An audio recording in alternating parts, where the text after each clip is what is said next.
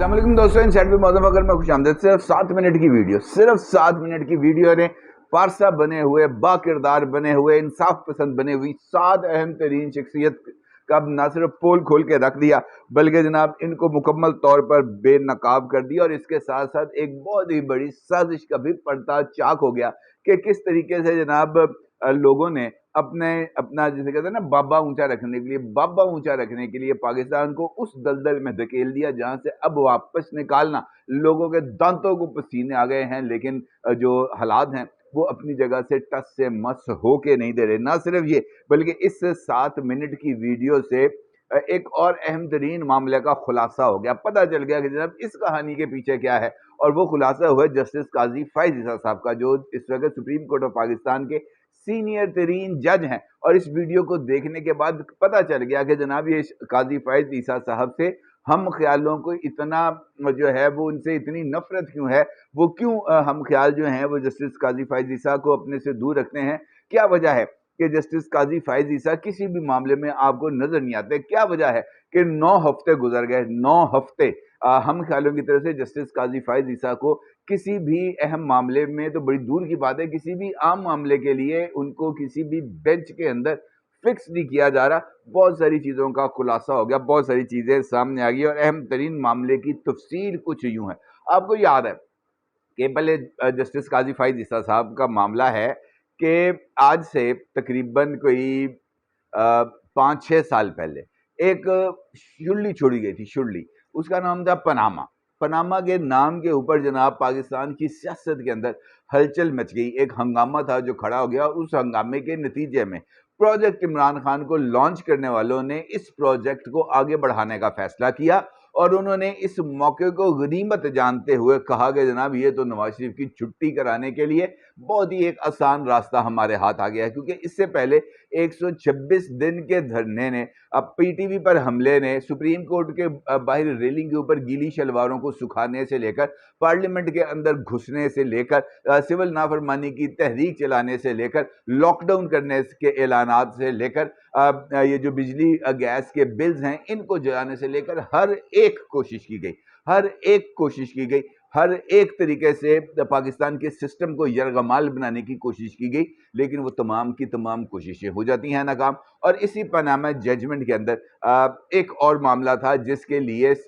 हदायत की गई थी सुप्रीम कोर्ट ऑफ पाकिस्तान की जजमेंट में कि जनाब नवाज शरीफ तो नाअहल हो गए, लेकिन नवाज शरीफ की नाअहली के हवाले से और ये जो मुख्तलिफ कंपनीज बनी हुई हैं और ख़ासतौर पर लंदन प्रॉपर्टीज़, अगर आपको उसका जायज़ा लेना है तब आपको हुदैबिया पेपर्स लिमिटेड के केस को दोबारा खोलना होगा। और हुदैबिया पेपर्स लिमिटेड वो केस है जिसको अदम शवाहद की बुनियाद पर पहले ही बंद कर दिया गया था, और उसके अंदर भी कोई फैसला टेक्निकल ग्राउंड्स के ऊपर वो केस को क्लोज कर दिया गया था, और सुप्रीम कोर्ट ऑफ पाकिस्तान की जजमेंट इसके ऊपर मौजूद थी। लेकिन उसके बावजूद चूंकि सुप्रीम कोर्ट ऑफ पाकिस्तान का ऑर्डर था और उसके लिए ये काम जरूरी था कि जनाब इसको मंतकी अंजाम तक पहुंचाना और नवाज शरीफ के कानों को मरोड़ना है, लिहाजा एक बेंच बनाया गया, और उस बेंच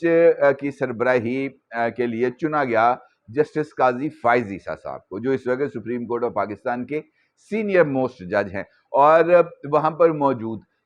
जो उस वक्त सुप्रीम कोर्ट ऑफ पाकिस्तान के मुदारुल महाम थे, वो तमाम लोग जो सुप्रीम कोर्ट ऑफ पाकिस्तान के तमाम अमूर चला रहे थे, उनकी तरफ से इस ख्वाहिश का इजहार किया गया कि यार नवाज शरीफ का ना ज़रा बाजू मुड़ोड़नी है, ज़्यादा ज़ोर से मुड़ोड़नी है, चीखें निकलनी चाहिए, क्योंकि उसके बावजूद नवाज शरीफ को घर भेजने के बावजूद, नवाज शरीफ को सजाएं दिलवाने के बावजूद जो आग थी वो ठंडी नहीं हो रही थी, जो गुस्सा था वो उतरने का नाम नहीं ले रहा था। लिहाजा जो हम ख्याल जजेस थे, क्योंकि ये वाला काम बहुत पुराना चल रहा है, तो हम ख्यालों को इस बारे में उम्मीद आई कि यार ये काजी फैज ईसा है, बलूचिस्तान से आया है, ये बड़े आराम से, क्योंकि हमारी जजमेंट है, ये ज़रा थोड़ा सा दबक जाएगा, हमारे सामने हमारी हदायत के मुताबिक काम करेगा, और ये जो है इस केस को रीओपन करने के जो फैसला है उसकी हमायत भी कर देंगे, और इस तरीके से ये मामला कुछ आगे बढ़ जाएगा और नवाज शरीफ के खिलाफ एक और सीरियस नौइयत का मुकदमा खुल जाएगा। हुआ क्या? हुआ ये कि इस केस को, यानी हुदैबिया पेपर्स लिमिटेड के केस को टेक्निकल ग्राउंड्स के ऊपर या सुप्रीम कोर्ट की जजमेंट के ऊपर खोलने से, रीओपन करने से جسٹس قاضی فائز عیسیٰ صاحب کی سربراہی میں بننے والی جو کورٹ تھی اس نے کہہ دیا کہ جناب یہ ممکن ہی نہیں ہے، اٹ از امپاسبل، اور اس کے انہوں نے کچھ وجوہات بتائی. انہوں نے کہا پہلے تو بات یہ ہے کہ یہ والا کام ہم پہلے بھی کر کے دیکھ چکے ہیں، اس کا کوئی نتیجہ نہیں نکلا، اور اس وقت بھی سپریم کورٹ آف پاکستان کی ججمنٹس موجود ہیں. دوسرا یہ کہ اس کیس کے اوپر جو نیب ہے، جو متعلقہ ادارہ تھا، اس نے نظر ثانی کی اپیل بھی دائر نہیں کی اس ججمنٹ کے بعد، اور اس کے بعد سے لے کر اب تک اس کیس کو کلوز ہوئے تقریباً 17 سال ہو چکے ہیں، اور 17 سال کے بعد اس کیس کو اب ری اوپن کرنے کا مطلب یہ ہوگا کہ سپریم کورٹ اپنے تمام کے تمام جو ان کی ججمنٹس بھی ہیں، ان کے تمام پروسیجرز بھی ہیں، ان کو سیٹ اسائیڈ کر کے رکھ دے. لہٰذا یہ جو حدیبیہ پیپرز لمیٹڈ کے کیس کو ری اوپن کرنے کی استدعا ہے یہ مسترد کر دی. اور یہ جو فیصلہ تھا جسٹس قاضی فائز عیسیٰ صاحب کا، یہ فیصلہ طاقتوروں کو جناب بہت ہی زیادہ ناگوار گزرا، اور ان سے بڑھ کر یہ جو ہم خیال تھے، انہوں نے تو اس کے بعد طے کر لیا کہ اس بندے کو سنگل آؤٹ بھی کرنا ہے، اور اس بندے سے لکیریں نکلوانی ہے، اور اس کو ہم نے اپنے ساتھ بیٹھنے نہیں دینا. اور پھر اس کے بعد ایک اندرونی سیاست کا ایک بہت لمبا چوڑا سلسلہ شروع ہو گیا، اور اس کے اندر جسٹس قاضی فائز عیسیٰ صاحب کو جسے ہم کہہ سکتے ہیں ان کی آرم ٹوئسٹنگ کی کوشش شروع ہو گئی. اور اس کے بعد ہم نے دیکھا بہت سارے معاملات کے اندر کہ کس طریقے سے جسٹس قاضی فائز عیسیٰ صاحب کو سسٹم سے نکالنے کی کوشش کی گئی. اور اسی دوران ایک اور جج صاحب تھے، وہ سامنے آ گئے، اور وہ جج صاحب تھے جسٹس شوکت صدیقی صاحب. اچھا، شوکت صدیقی صاحب کا بھی جرم یہی تھا کہ انہوں نے طاقتوروں کو چیلنج کیا یہ کہتے ہوئے کہ تم لوگ ہوتے کون ہو مجھے آ کر کہنے والے، مجھ سے آ کر یہ پوچھنے والے کہ کون بینچ میں بیٹھے گا یا کس کیس کے اوپر میں نے ضمانت لینی ہے یا نہیں لینی. اور اس معاملے کو لے کر جناب شوکت صدیقی صاحب کو بھی دیس نکالا مل گیا، ان کو بھی گھر پہنچا دیا گیا. اسی چکر کے اندر جسٹس قاضی فائز عیسیٰ صاحب کو ایک مقدمہ ملا جو تھا فیض آباد دھرنا کیس، اور اس کے فیصلے کے اندر بھی جو آرم ٹوئسٹنگ ہے اور جو جسٹس قاضی فائز عیسیٰ صاحب کی وہ لازمی ٹھہری. اور پھر اس چکر کے اندر جسٹس قاضی فائز عیسیٰ صاحب کو بھی ایک مقدمہ بھگتنا پڑا. ان کے خلاف بھی صدر صاحب کی طرف سے ایک ریفرنس فائل کیا گیا اور ان کو عہدے سے ہٹانے کی کوشش کی گئی، لیکن یہاں پر بھی منہ کی کھانی پڑی. اور جسٹس قاضی فائز عیسیٰ صاحب اس وقت سپٹمبر کے اندر چیف جسٹس آف پاکستان بننے کے لیے مکمل طور پر تیار ہیں. لیکن اصل معاملہ وہی ہے جو 7 منٹ کی ویڈیو کے اندر سامنے آتا ہے، اور اس کے اندر 7 کردار بے نقاب ہوتے ہیں. اور 7 کرداروں کے ذکر سے پہلے جسٹس قاضی فائز عیسیٰ صاحب کا ذکر میں نے اس وجہ سے کیا کہ وہی 7 کردار جسٹس قاضی فائز عیسیٰ صاحب کے خلاف بھی اسی مہم کو چلانے کے لیے بہت زیادہ سرخیل تھے، اور معاملہ بھی پاناما کیس کا ہی تھا. اور پاناما کیس میں نواز شریف کو تختہ مشق بنانے، نواز شریف کو نشان عبرت بنانے، نواز شریف کو پاکستان کی سیاست سے آؤٹ کرنے، اور نواز شریف کی جگہ پر عمران خان کو لانچ کرنے کا جو منصوبہ طاقتوروں نے بنایا تھا، اس وقت کی جو جوڈیشل اسٹیبلشمنٹ ہے اس نے اس کے اندر بھرپور طریقے سے رول پلے کیا. جس 7 منٹ کی ویڈیو کا میں آپ کے ساتھ ذکر کر رہا ہوں، انفیکٹ یہ شاہ زیب خانزادہ صاحب کے پروگرام کا وہ 7 منٹ کا ایک کلپ ہے جس کے اندر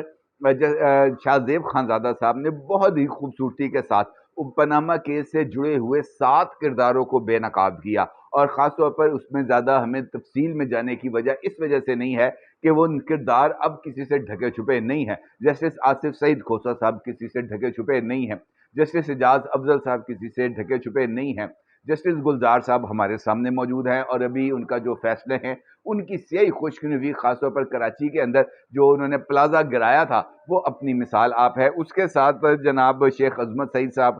جسٹس اعجاز الاحسن صاحب، یہ تو 5 رکنی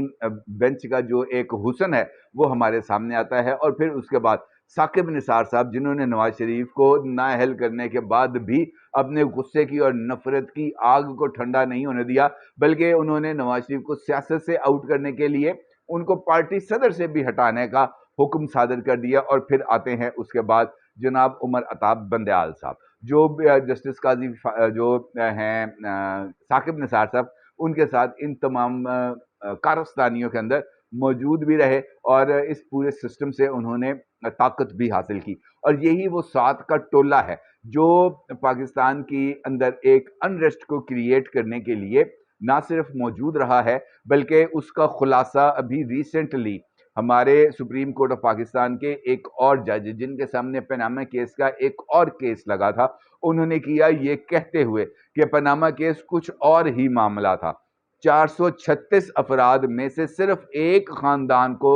سنگل آؤٹ کر کے کیس چلایا گیا۔ اس کا مطلب یہ ہے کہ ہماری اپر جوڈیشری میں موجود اہم ترین شخصیات، وہ شخصیات جنہوں کا آپ نے نام نہیں سنا ہوگا، جو آپ کو ٹکرز کے اندر نظر نہیں آتے، جو جوڈیشل ایکٹیویزم کا حصہ نہیں ہے، جو تڑیاں لگانے میں، دھمکیاں دینے میں یا ریمارکس پاس کر کے میڈیا سے ہائپ کریٹ کرنے میں جن کا کوئی آرزو یا خواہش نہیں ہوتی، وہ اگر پاناما کیس کی ججمنٹ کو دیکھتے ہوئے ریمارکس دیں تو اس کا مطلب یہ ہے کہ وہ والا کیس جو سنا گیا تھا نواز شریف صاحب کے خلاف وہ بہت ہی زیادہ ملائنڈ تھا۔ جسٹس سردار طارق مسعود صاحب کے سامنے کیس لگا اور پاناما کیس کے میں ملوث جو دیگر 436 افراد تھے، یہ استدعا کی گئی کہ جناب ان کے خلاف بھی کارروائی کی جائے، اور جب یہ معاملہ سردار طارق مسعود صاحب کے سامنے لگا تو وہ یہ کہنے پر مجبور ہو گئے کہ جناب اب ہمیں تو اب اس بات کا بڑے واضح طریقے سے احساس ہو رہا ہے کہ صرف ایک خاندان کو نشان عبرت بنانا تھا، اور اس خاندان کے 2 افراد کو جو ہے وہ الگ کر کے اور ان کو سزا دینا مقصود تھا، جن میں سے ایک تھے نواز شریف اور دوسرا کون تھا بھلا؟ مریم نواز۔ اور اس کام کو آگے بڑھایا گیا اور پھر جسٹس طارق مسعود صاحب نے یہ بات کہی کہ وہ کچھ کہنا نہیں چاہتے، مگر ایسا کیا ہو گیا تھا کہ 24 سماعتوں کے بعد ایک خاندان کے سوا دیگر تمام افراد کے کیسز الگ کر دیے گئے۔ سوال تو پیدا ہوں گے جناب، ان سوالات کو آپ بالکل سسٹم سے الگ کر کے نہیں دیکھ سکتے، ممکن ہی نہیں ہے، کیونکہ اگر آپ ایسا کریں گے تو اس کا مطلب یہ ہوگا کہ آپ نے انصاف کے جو پیمانے ہیں ان پیمانوں پر آپ لوگ پورا نہیں اتر رہے، اور اگر اس بات کا احساس ہماری اپر جوڈیشری کو ہو گیا ہے تو پھر اس کا جو جسے ہم کہہ سکتے ہیں نا کہ اس کا ازالہ وہ بھی اب اپر جوڈیشری کو خود ہی کرنا ہوگا، صرف یہ کہنے پر کہ جناب یہاں بیٹھ کر بہت سی باتیں کرنے کو دل کرتا ہے، ہم کہہ نہیں سکتے، یہ کہنا جو ہے وہ نامناسب ہوگا۔ جسٹس طارق مسعود صاحب کے ساتھ ساتھ جسٹس امین الدین خان صاحب بھی بولے اور انہوں نے کہا کہ جناب F B R, F I A, NAB اور اسٹیٹ بینک موجود ہیں، کیا ریاستی اداروں کو بند کر کے سارا کام سپریم کورٹ سے ہی کروائیں گے؟ اس کا مطلب یہ ہے کہ بات بڑی کلیئرٹی کے ساتھ سامنے آ گئی کہ وہ جو اس وقت بھی موجود ہیں، وہ تمام لوگ جو اس وقت بھی کوشش کر رہے ہیں کہ نواز شریف کو کسی نہ کسی سسٹم سے آؤٹ کر دیں، وہ تمام لوگ جو اس وقت بھی بھرپور طریقے سے کوششیں کر رہے ہیں کہ عمران خان کو بچانے کے لیے کسی بھی ایکسٹینڈ پر چلے جائیں، چاہے اس کے لیے آئین کو ہی اثر نو تحریر کرنا پڑ جائے، وہ ان تمام معاملات میں سے، وہ ان تمام چیزوں میں سے کسی کی پرواہ کرنے پر تیار نہیں ہے۔ تو پھر اس کا مطلب یہ ہو گیا جناب کہ ہمارا سسٹم ہی بہت برے طریقے سے فالج زدہ ہو گیا ہے، اور خاص طور پر ہمارا جوڈیشل سسٹم۔ لیکن خوشی کی بات یہ ہے کہ ابھی بھی اس جوڈیشل سسٹم میں کچھ ایسی آوازیں موجود ہیں جو غلط کو غلط اور درست کو درست کہنے کی سخت رکھتی ہیں، حوصلہ رکھتی ہیں، لیکن ابھی بھی ہم خیالی کا جو بخار ہے وہ سپٹمبر تک شاید موجود رہے، لیکن اس دوران ایک موقع ملا، وہ موقع ہے آپ کے پاس ججمنٹس آف سپریم کورٹ کو ریویو کرنے کا، جس کا ایکٹ منظور کیا گیا ہے پارلیمنٹ کی طرف سے، اور صدر صاحب نے بھی اس کو سائن کر دیا ہے، اور اب اس کو بھی supreme court practice and procedures act کے ساتھ نتھی کر کے اس پہ بھی حکم ابتنا دینے کی کوشش کی جا رہی ہے۔ خدا کا واسطہ ہے، اگر ازالے کا ایک موقع مل رہا ہے تو اس کام کا ازالہ کر دیں، تسلیم کر لیں کہ آپ سے غلطی ہوگی، تسلیم کر لیں کہ اس خاندان کو سنگل آؤٹ کیا گیا، تسلیم کر لیں کہ نواز شریف کو سزا صرف اس وجہ سے دی گئی کہ عمران خان کو لانا تھا، سزا اس وجہ سے دی گئی کہ پاکستان کی وزارت عظمیٰ ایک کھلنڈرے کو دی جانی تھی، ایک ایسے پروجیکٹ کو دی جانی تھی جس کو لانچ کرنے میں حمید گل سے لے کر جنرل قمر جاوید باجوہ تک ہر ایک کردار نے بھرپور طریقے سے کوششیں کی۔ تسلیم کر لیں کہ آپ کا سٹینڈ غلط تھا، تسلیم کر لیں کہ آپ کو چڑھا ہوا ہم خیالی کا بخار بھی غلط ہے اور اس کے اثرات بھی غلط ہیں۔ اپنی رائے کا ضرور اظہار کیجیے گا۔ آپ کا بہت شکریہ۔ اللہ حافظ۔